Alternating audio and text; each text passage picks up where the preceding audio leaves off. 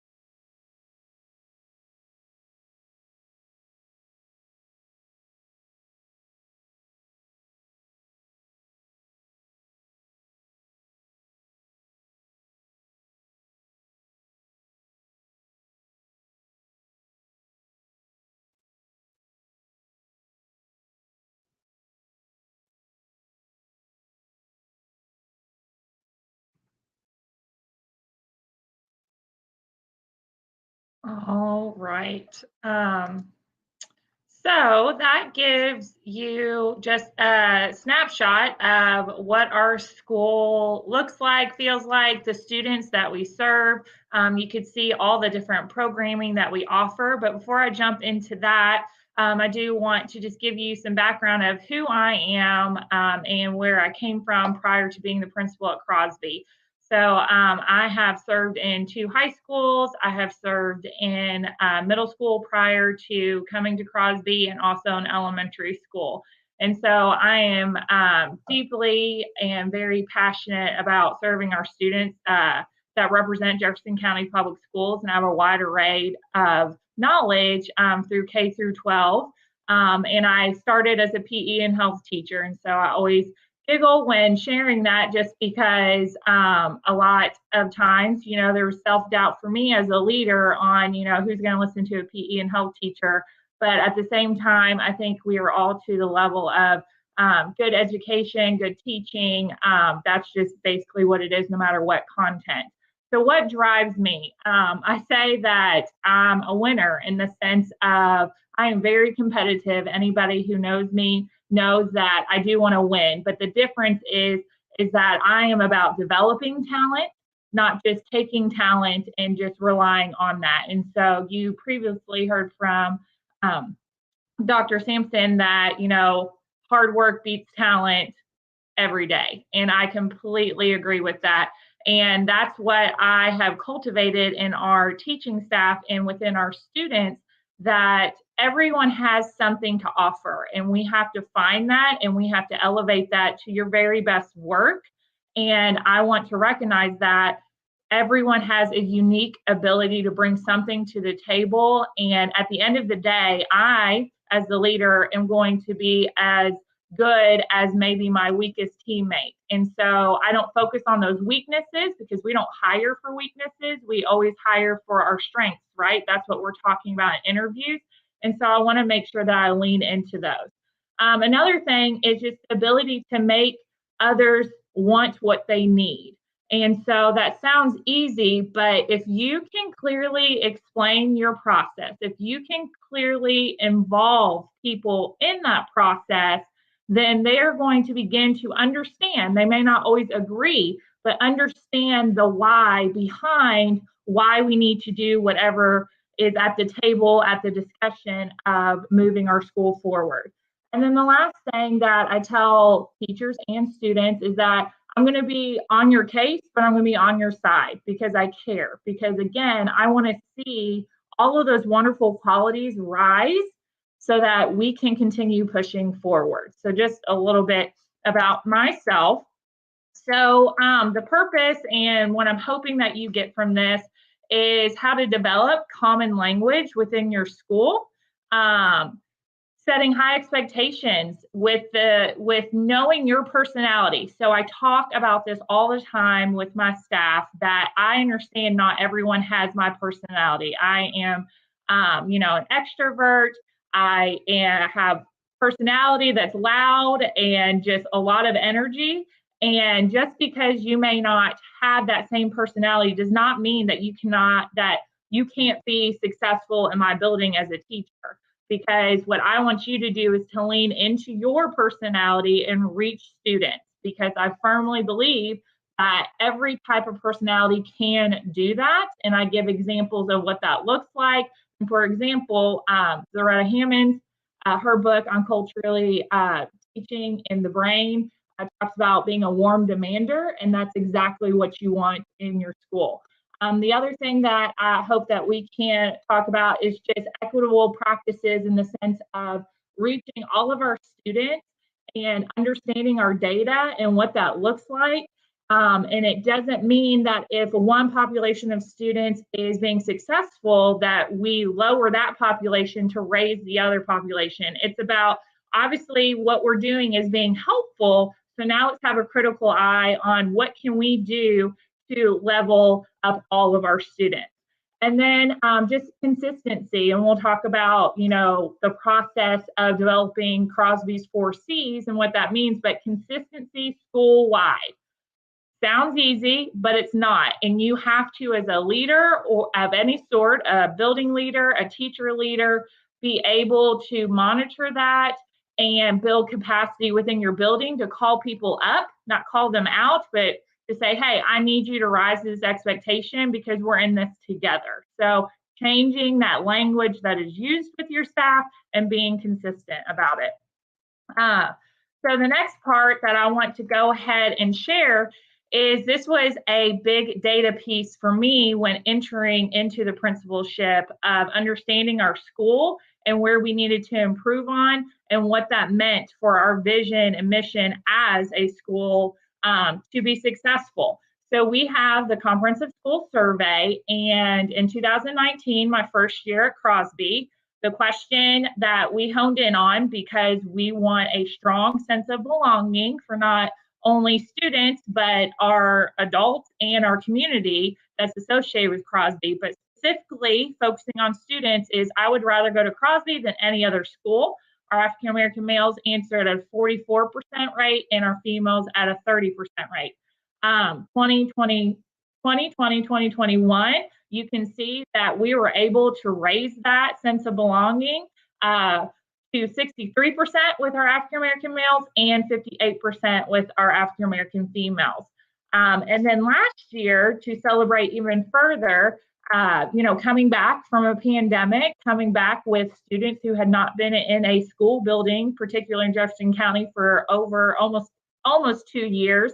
There was a lot of transition, a lot of reteaching. And so we gave this survey just before winter break. And I remember being extremely nervous because, it was tough. It was tough trying to transition everyone back into school. And what does that look like? And what are we changing about school that we learned through the pandemic?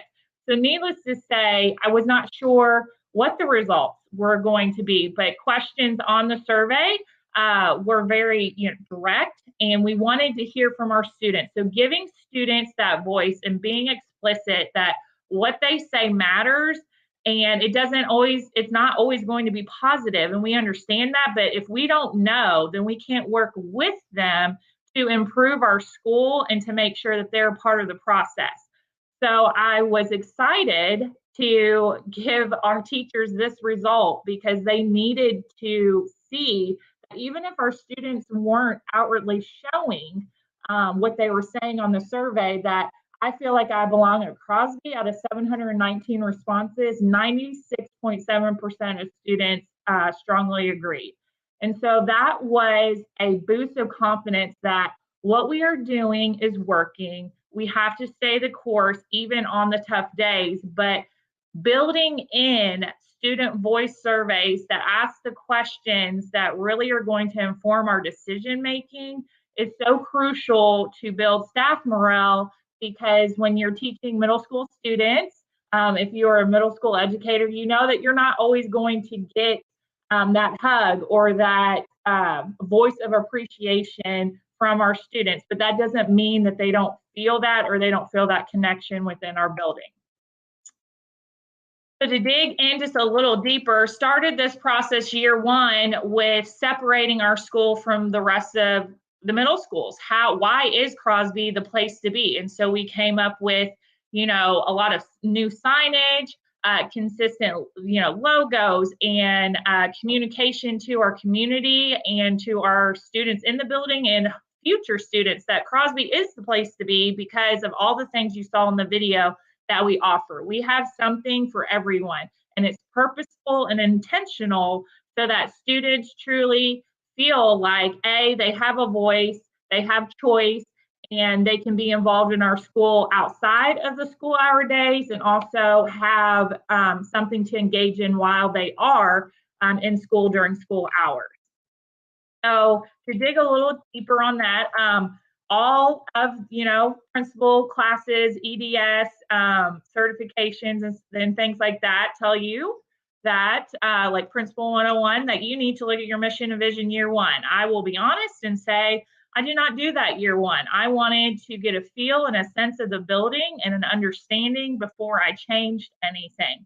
Doesn't mean that I didn't use my voice or step in when I needed to, but I truly wanted to get an understanding so that we could have an informed process of our mission, vision, core values, and motto. So I did start with our motto. That was my first presentation to our staff. And it was that we were going to be all in all the time for all kids. And so the only part that isn't explicitly in our motto is the all kids part, but that is implied that everything that we do, we are going to do with our best effort, with also being mindful of, I do not want to burn our staff members out, because I am extremely aware of the challenges and the long hours that we put in, regardless. So when I talk about being all in all the time, it is that if we all do a little bit, that is going to add up to a huge gain. And so it is not what I tend to jump to with saying, I got to do huge things, massive, time commitments in this to make big change. No, if everybody, part of the team, part of the process, just does a little bit, it's going to go a long way.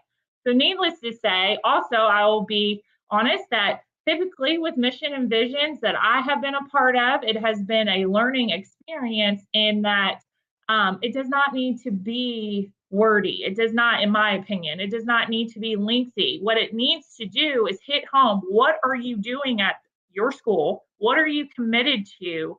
And how are you preparing your students? And so I started the process with our admin team, and then I took rough drafts to our team leaders and instructional leadership team and got input from them. I explained the process, the thinking, and the why, and had genuine conversation and input from them. And then from there, I shared with our staff so that everyone had the same information, the same process, so that we could truly agree in the sense of we understand why we're saying what we're saying. So our mission is to provide an environment where students have a strong sense of belonging that supports growth in becoming academically, socially, and emotionally successful. And our vision is going to align right with that our students are confident in their abilities with that academically, socially, and emotionally success as lifelong learners. And how we promote that is our 4 C's with communication, collaboration, consistency, and celebration. And so all of these things should align, should be focused, and we continue as a leader with my staff members connecting how our C's connect to what we're doing, connecting with our students. As you saw in our cafeteria, our C's are displayed, and that is how we're going to reach success as a school. So again, in the video, you did see that all the different things that we offer, but we have various programs within our school. I'm not going to spend a ton of time on this, but just wanted to give you on paper what we do in our school. We offer a variety of opportunities for all of our students to participate and be involved and have the opportunity to be in classes that are exciting and fun outside of our 4 core content classes. So again, this just goes a little bit further into our 4 C's, but we also want to offer clubs and activities. So at Crosby, we do have about 19 athletic opportunities for our students to participate. We have around 16 clubs that are in-person, hybrid, or virtual clubs, so that our students have a variety of clubs that they can participate in. And I'll have a poster of what our club offerings are later on in the presentation. So before I jump into really the 3-year journey that I've talked about a little bit prior to this, with our clubs and not overextending our teachers, and this is an example, is that, yes, I try to always find some type of funding that can clearly support the club and also compensate our teachers. But what I think is more important or has shown more value to my teachers is that if someone steps up to lead a club, I'm not then going to put that person in my head of, I'm going to go to them to do this and do this and do that. I try to really, again, emphasize, hey, this is what staff members are doing. this is what I'm needing, so that everybody can see everyone is taking a piece of the pie in order to make sure that little bit turns into a big gain. And so, for instance, I give them autonomy on how often the club meets, if it's virtual or in person, or if they want to do a hybrid. As long as we are clear with our communication with our families and students and with me, so that everyone knows what's going on, I do not require every club to have the same schedule for meetings, because every club is different and has different needs. So jumping into equitable leadership, again, I looked at our comprehensive school survey, our behavior data, and our academic data. And I really pulled from that our students of color were not being as successful as our white students. And again, I cannot emphasize enough, that does not mean that we stop doing whatever we're doing, because it is reaching a population of students, but being mindful and intentional about, okay, this is what our data is showing us. And quite frankly, we should, I say should, because this is a crucial conversation that I've had to have as a leader, and really just be explicit about, we should have gotten into education because we love kids. It's not because we love our content. Doesn't mean you can't love your content, but in order, and this has been said time and time again, this is not new information, in order for kids to love your content as much as you do, they have to feel that you care for them, appreciate them, see them, and want them in your classroom. And so I educated myself. We have a wonderful department in JCPS, our Diversity, Equity, and Poverty department, that offers several tools and resources to help leaders like myself be able to think outside the box, engage all of our students, and be purposeful about how we're reaching our students of color as well. And so I invited in speakers, Dr. Roger Cleveland and Dr. Ideen. Dr. Cleveland did an amazing job kicking off common language and understanding of how we intentionally reach our students of color. And then Dr. Ideen, with our comprehensive school survey, I had that quantitative data, but I wanted the qualitative, like why? Why do you not feel like you belong at our school? Because I want to take purposeful action steps where I'm not doing any guesswork. So she agreed to do focus groups with our girls, obviously with parent and guardian permission.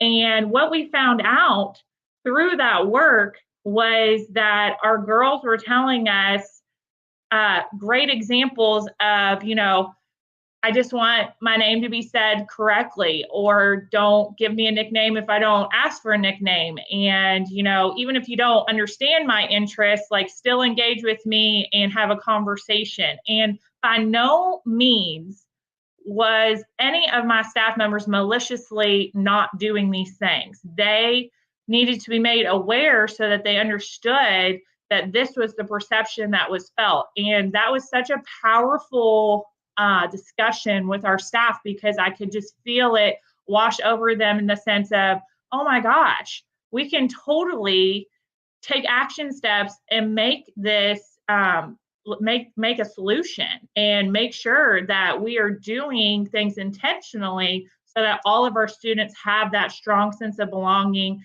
and understand that we want them here at Crosby and that we want to lift them up.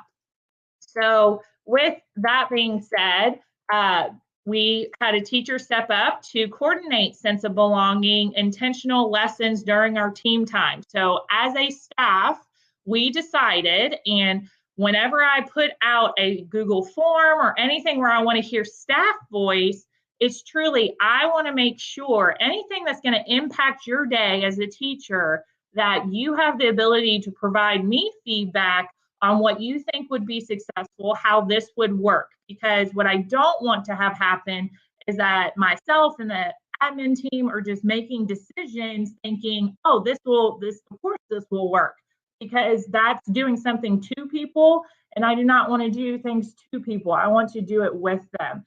And so through that process, we decided on Mondays and Fridays that we would carve out time to do team time, because if students were going to be assigned to a team, it has to be more than just sharing 4 teachers. It has to be more than just being in the same group of students. It needs to, what does this team mean? What does it mean to be on the Mariners team? What does it mean to be part of this 8th grade team? And so really developing that team concept outside of just academic purposes, but also giving time during team time to develop relationships, get to know students, and also have purposeful lessons that are developed by our sense of belonging coordinator, saying, okay, students, this is what we're hearing, seeing, and we need your input, or we need you to think about this. How can you, again, not doing it to our students either, how can you be a part of lifting up our culture here at school and making sure that we're accountable and all going in the same direction? And so that just gives you a snippet of how we included student voice and choice through team time with our students. And then obviously just constantly reflecting as a staff and as a leader, providing professional development that is purposeful and meaningful. So I try to, and I'm going to get to this, really stay the course with what are we committed to as a school. And it is my job to take whatever is coming at us from outside of our school, whether it's a district initiative or a program or things of that nature, and making sure I do the work of how does it align with what we said we were going to do as a school, and is there opportunities for me to say, you know, it's not that we're not going to do it, but this is what we're going to be great at, and this, regardless of intention or not, I know we will be good at these things. And making sure once we understand what we want to be great at, really getting that going and flowing so that we can then level up on other things. So again, as a leader, it's my job to make sure I align things for our staff and am explicit with how we are doing all of these things and what that looks like within Crosby. So that, for example, looks like during NTI, we did do social emotional trauma training with our social emotional learning department at JCPS. And clearly that was a great time to do that, just because of what not only students were facing, families, but also us as educators. And so it put that information back in the front of our brain of acknowledging that everyone comes to school with some sort of invisible backpack, that we are bringing something with us, whether we realize it or not. And always keeping that in mind when we're interacting with each other as adults, when we're interacting with students, and taking a deep breath and realizing, and this is what I tell our students, is that we are all human. We are going to have good days and we're going to have bad days. But the difference between a good day and a bad day, if you have a bad day or a rough day or things are just not clicking for you, how we respond to one another is going to truly impact how we end up in the situation. So I need you to know that your teachers are humans. They're going to make mistakes, but we have to know that we need to develop communication skills to be able to work through that and communicate what's going on, so that the end result ultimately is what we want it to be. Our student support team, we have staff members that, you know, behavior coaches, security monitors, our Frisky, our counselor. We have so many people in our building that are willing to work with our students and really changing the way that we handle behavior. So it's not lowering the expectation. Quite frankly, for me, it is raising the expectation and responsibility that I want to remove the power struggle. So instead of talking through emotion, which it sounds simple, but it's not, because again, we're human, we need to talk through what behavior is causing the issue, because it's not the student that we want out of the room, it is the behavior. And so being able to eliminate a student becoming defensive because they're thinking they just want me out of this room. No, it's not that we want you out of this room. We want the behavior to be fixed. And that's where with PBIS, those common expectations in the classroom, in the hallway, like those can be beautiful and pretty and amazing, but it's even better when you use them and you talk about them and you reference them. This is not about me. This is about what we do here at school. And I need you in this classroom because I need you to get this material or whatever you're doing that day. What I need to work with is I can't have whatever behavior it is. So how are we going to fix that? Giving the student an opportunity to fix it. And if they choose not to, that's the different conversation. You're choosing not to, so the behavior is what's causing the timeout or whatever might remove them from the classroom. And that also changes the conversation with families that we want them in the classroom. This was what was not working for A, B, C and reasons. And if your staff communicates that consistently, students then do not have exit ramps. We have one highway, that is Crosby Highway, and there is no exit ramp because we are all committed to teaching you, keeping you in this classroom, wanting you in this classroom, and changing that language on how we're addressing behavior. The students' perceptions change and they know they want me in this classroom. It's what I'm doing that I need to be thoughtful about and change. And there's examples, there's so many examples that I can share, but for instance, you know it's working when a kid says, I know you want me in this classroom, but I don't know. I'm so frustrated right now. I don't know how to fix this behavior in so many words in teenage language, right? And so then that spawns to, okay, or jumps to, we have systems in place with our student support team to help that student work through that, to help them develop the coping mechanisms or the change agent that can help them correct that behavior when they're in that frustrated state. And so really when I speak about it, it's like, well, yeah, this is like common sense, or of course this is what you should do. But when you're operating in a building and there's so many personalities and things going on and we're trying to do A, B, and C and multitasking, our emotions and our human nature can get in the way of then having those power struggles when it's not the power struggle you want. Deep down, that's not what we're wanting. And if it is, that's a different conversation. But remembering what is it that I'm wanting to change because I know I need that student in my building or in my classroom. So then that goes to our Hero and Cougar Cup. So again, this is how we reward students. So Hero is only a positive point giving system.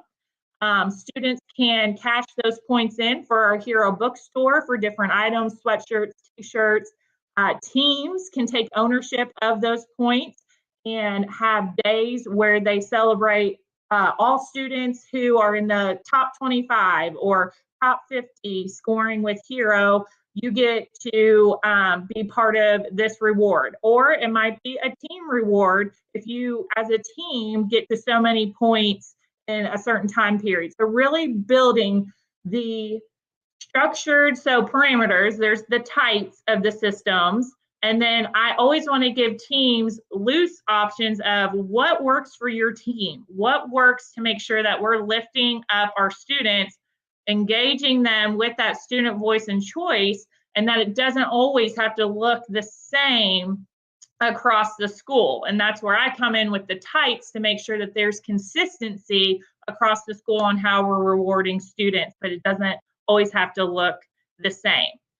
So this is just easy ways to kickstart, because as educators we get, I'll speak for myself, but we get really excited and we're like, okay, we can do this. And sometimes we bite off more than we can chew and we get overwhelmed and then it falls flat. Not because we want it to, but because it gets pushed to the back or on the bottom of the pile. So what I pushed our school to do, especially during NTI, was celebrating our students every single month. And how we were going to do that was, you can see here on the screen, we were going to put it in our newsletter. We were going to celebrate it during team time, and the student at max would get a certificate saying you were student of the month in social studies or in science or whatever it might be. I cannot tell you how many kids communicated in different avenues that because they got Student of the Month in November, they could not believe it, and it totally changed their perception of coming to school. They never thought that they would get Student of the Month. And we did not do, the big party or you get a t-shirt or you get this. It was all just being consistent. And believe me, our teachers wanted to, we're doing so good, let's build on this. And I was like, nope, time out. We are going to do this for a complete year, make sure everyone's turning this in, and that we're consistently rewarding and recognizing our students every single month. And so by doing that, we became consistent, we monitored it, and we were able to fulfill and complete an entire year of consistently recognizing our students. So this year, our 6th graders said to our 7th grade teachers at the end of August, is there going to be an August Student of the Month? And they're not necessarily getting anything tangible, but they're getting that recognition. And that's what we all love, recognition. So this is another way. So our hero points, we put out there the teams that are leading each grade. So this is weekly, and this is put over the morning announcements. And then our students who are leading in points. Again, we are slowly and surely building on that. So how do students get points? Because that can go in a million different directions. Again, wanted to start simple. We used our ROAR acronym. So every school just about has some sort of behavior expectations, and ours spells out ROAR, and it talks about being respectful, owning your actions, actively participating, being responsible. And so each day, so Monday is the first star. We're focusing on rewarding points for the first star. Then the Tuesday is the O, Wednesday is the A, Thursday is the last R, and then Friday is ROAR. You can reward points for the whole acronym. The purposefulness behind that is so, one, teachers don't get overwhelmed, and also are purposeful about rewarding points, but also our students are hearing that language and really focusing in on, okay, this is what this means to own my actions. This is what it means to be, ready to participate and ready for class to start. And so by doing that, again, it may sound simple, but you've got to do it consistently. And so if you keep it simple and then you get more comfortable with it, that's where you go from being good to great. Great is when it's part of what you do. You don't even have to think about it anymore. So that's just an example of what that looks like. And then it's our bulletin boards of just celebrating our students. And then this picture of our staff. And then my 2 little nuggets in the front, those are my twins. I have an 8-year-old son and then boy-girl twins that are 5. But this picture will always mean so much to me because I want to circle back to being mindful of what you ask of your staff. And we had not had an 8th grade night in a very long time. And so I did not send out an email that was suggestive of like, please come, wink, wink. It was an announcement to our staff. Our kids would really love to see as many staff members to come support them for the first 8th grade night in a very long time. So you can imagine it's winter, it's dark, it's, that time of year for education. And look how many people showed up. Because I'm very mindful of what I ask extra of our staff. And so they have bought into that and they showed up for our students. And it was, as you can probably tell, something that I will always visualize and appreciate because it was not a passive aggressive way on my part being like, now you better show up. It was because they know genuinely, and I've shown through my actions that if we do these little things, it's going to add up to big results. So this is the collective commitments that I've kept at Crosby this is going on our 3rd year. So the sense of belonging, team concept, solutions oriented, recognition oriented, and innovative with our practices. So these right here, we have become great at. Meaning it is part of what we do. We have worked for 3 years to make sure that we are intentional with these practices, building our culture, making sure that we're making adjustments and working together. The Next one, standards deconstruction, data monitoring, increasing instructional rigor, crucial and constructive conversations. So these we were good at. So again, it wasn't that if we were like in the red or something was alarming, I'm going to address it. However, as a leader, you have to make sure you communicate with staff that you're going to do great things, even if we're not focusing on that thing. But what you are going to know is everything that we do is going to be aligned with these commitments. But we're not going to be able to be great at all of them just like that. And so what we were able to do was now this year, I explained, just like I did to you all, this top portion we are great at. We are doing this without really putting that much brain power into it, right? Because it's part of who we are and what we do. The next section we are good at. Doesn't mean we are bad at it, but now we're going to be just as intentional to level ourselves up to this, because I know that if we focus and we do the small steps to make those improvements, again, I'm a broken record, the little things you do consistently are going to pay off and add up to great results. And it is making sure as a leader that I'm putting things in place to support, truly support, and also monitor so that we don't get into this false thinking that we're doing something that we're really not. And so this year we're focusing on those last commitments, the last 3 commitments, to really move from being good to great. And we're not going to be great in just 1 year.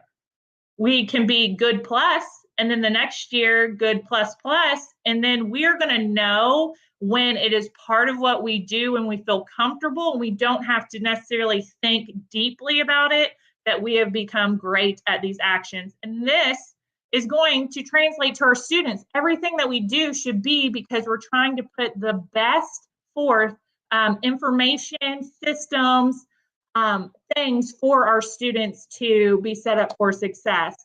And like I said, eliminate those pathways that adults and students will try to take when we get uncomfortable. So this is the image. It looks really awesome on a poster, not so awesome maybe on a slide deck, but these are all the groups and clubs that we established, and that we have teachers that have volunteered, not voluntold, have stepped up to say, hey, like, yes, this is something I'm interested in. This is something I have a passion about. And I want to provide this for our students because there is an interest for our students to want to be a part of this. So again, this is just a quick image of what we developed, and we started it during NTI. So these things are just questions that I like to take people through to get a common understanding. So thinking about, like, so if you take this back to your school or you're trying to digest this, like, why are common commitments important? It's not a hard question, but are you able to establish as a leader, based on what you're trying to accomplish, what those common commitments are? What are you good at, and what things do you want to focus on first to become great at? Moving from good to great. The next one is just talking about being solutions oriented. Why is this important? So not everything is perfect at Crosby. We have, had some trying, uncomfortable conversations, but what eliminates it turning into non-productive conversation is when emotion is involved. You have to separate the emotion. And as a leader, I know that if I'm going into a conversation either with my staff or individual staff members, that I have to make sure I'm out of my emotions as a person. Because if I'm going into the conversation because I want to win or prove I'm right and you're wrong, no, I'm not ready for the conversation, because that cannot be the ending point. The ending point is, what are we trying to fix or solve? Because I care, because I want you, and I see that you have the ability to do this, and I'm bringing this to you because I care and I want to support you. This is uncomfortable, and you may not like what I'm saying, but I hope you can see that I respect you as a person, and I'm going to leave you with your dignity, in the sense of I truly want to give you the opportunity to level up. and to be called up, not called out. Another thing about solutions-oriented thinking is I asked my staff, I said, I'm asking you not because I want you to provide me with the solutions. I want to make sure that I understand your thinking because you are in the classroom, and I try to deeply embed myself into classrooms and not forget how a teacher's life operates inside of the building as far as daily schedules, things like that. So I may be thinking, oh, this makes sense. And then when I explain it to you, you give me a different perspective of, okay, that makes sense. I think we can, make a compromise. Or no fault of teachers, but you are thinking about your team, your hallway, your content, whatever it might be. So and I was that person when I was a teacher, why don't they just do this? It's not that hard. Well, I need to hear why you think I should do something that you think is just so easy to do, because it might work for your hallway or content and it might be perfect, but I have to think about the whole school. So I want to be able to inform you of why it's not that simple, but I want to be able to listen so that we can work together to find some sort of solution. So it's really important to me and the conversation with our staff that it's not because I am not trying to create solutions or I'm trying to put it on your plate, because I want to do things together. I want to be able to support, but also not just here, this is what you need to do because I said so. Absolutely not. That I think is a culture killer. So then the last one is crucial conversations and not being a bystander. So what I'm talking about here is that it's human nature to want to vent, to possibly complain or gripe. And this really moves a culture forward when not the leader, because typically it's not going to be said in front of the leader. When it is, then I'm the one who has to have that crucial conversation. But when the leader or whoever is not there, it's not that you have to confront someone. That goes back to the emotions part, but you can't just sit there and not say anything. So I asked my staff members to say and push and say, well, why do you think that? Or I don't really agree with what you're saying. Those two statements does not mean that you are, brown nosing or, oh, you're just drinking the Kool-Aid or whatever nonsense wants to be said. But it develops a healthy conversation of, is this just because you've had a bad day or you truly don't understand why we're doing something? Or can we have a productive conversation to where maybe I can clarify some things, or we can bring a productive way of working through this? Because again, at the end of the day, I want people to want to be at Crosby, to want to serve our students, because all of that vibe and feeling is going to transfer to our students.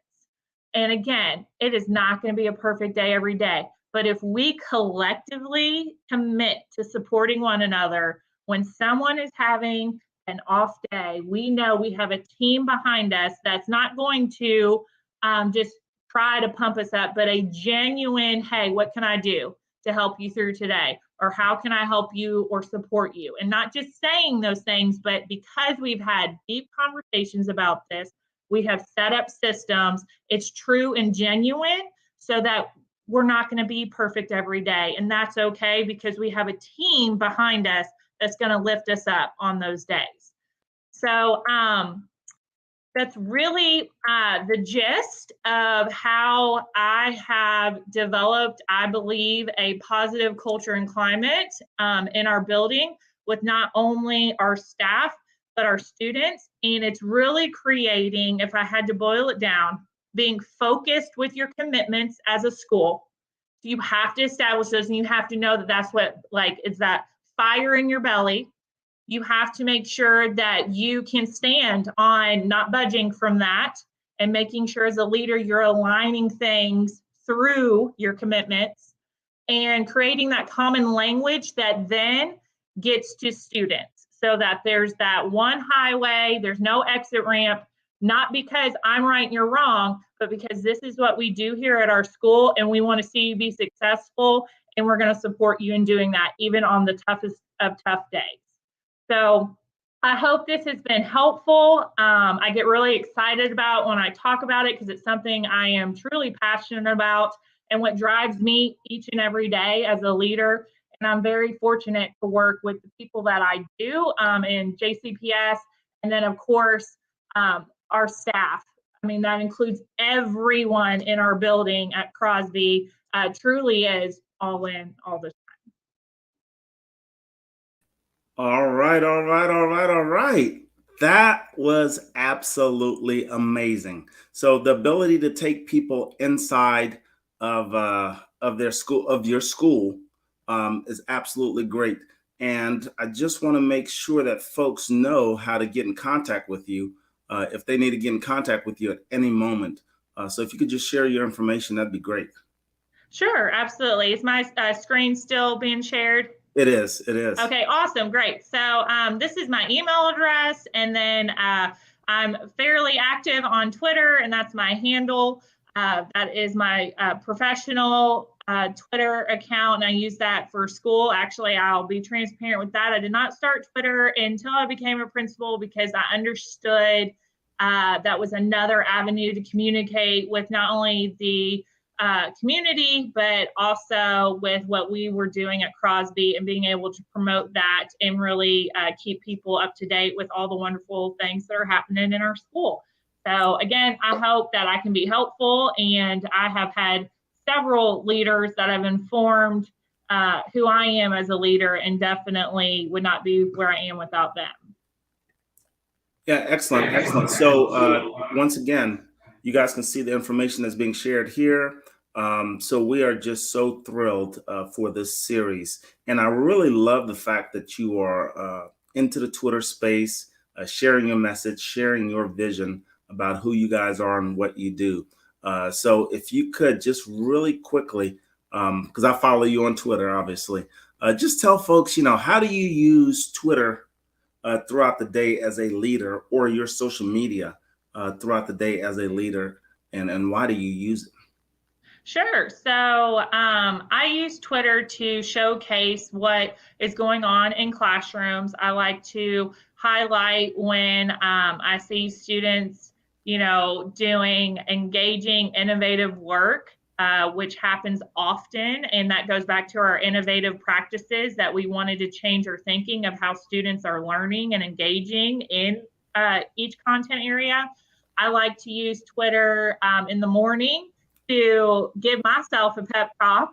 So I'm human, but it truly is, what am I feeling today? And what do I think would help maybe someone else outside of me? This is how I'm going to go into the day. So today was being fearlessly authentic, and just thinking, going back to owning who you are, being comfortable in that, and being able to navigate that also with students. So I like to do a morning message. I like to communicate if we are sending out emails or through our communication app at Crosby, I like to just screenshot that just as a reminder to parents, hey, please check your email. And then, like I said, showcase our students and our teachers throughout the school day. And then also any recognitions we have academically, athletically, behaviorally, through the school day. So I try to be purposeful because I get ideas from other people. It's a great networking space once you start to get connected, and you can share ideas. So by no means have I invented any of these ideas. I've just tried to take the tools and make them my own for my school. Yeah, and I love how you use Twitter because it's not an "I got you" moment, right? So you go into the classroom and you're capturing the student task, the learning experience, and the adults in the building trust you to where you're not capturing things that are an "I got you" moment, because we all know things happen in schools, right? But that's not the purpose of it. It's to capture the really great things that are happening, what you guys have committed to, the vision that you've committed to, the consistency that you have committed to. And with that said, in our previous session, you can curate all of your tweets, right? So you can take your tweets, hook it up to Wakelet, and then inside of Wakelet, just curate all of your tweets. It automatically adds all of your tweets in there. So if you have tweets for the week, tweets for the month, And if you want to send those out with your newsletter as a link in your newsletter, or have that become your newsletter. So, in schools, the newsletter is about what's happening in the building, what's going on. So capture the learning that's happening and make that a newsletter. So that's just an easy way for principals to really engage and to make streamline the process down a little bit more. But we are so thankful, so grateful for you being here with us, sharing the amazing things happening in your building and with your leadership. And we're looking forward to having more of these sessions with more educators from the great state of Kentucky to give us that authentic feel about the action, about the research, and about the pedagogy that's happening out there in these great buildings. So keep up the great work. And thank you so much, Doc. Yeah, thank you so much. I appreciate it. And if you guys want to see any more details, we'll have all the information in the descriptor box inside of YouTube with plenty of details there for you as well after we load this. And then we'll have the show notes or any other details that you need to have. Thank you. See you next time. We're going to have some more guests on.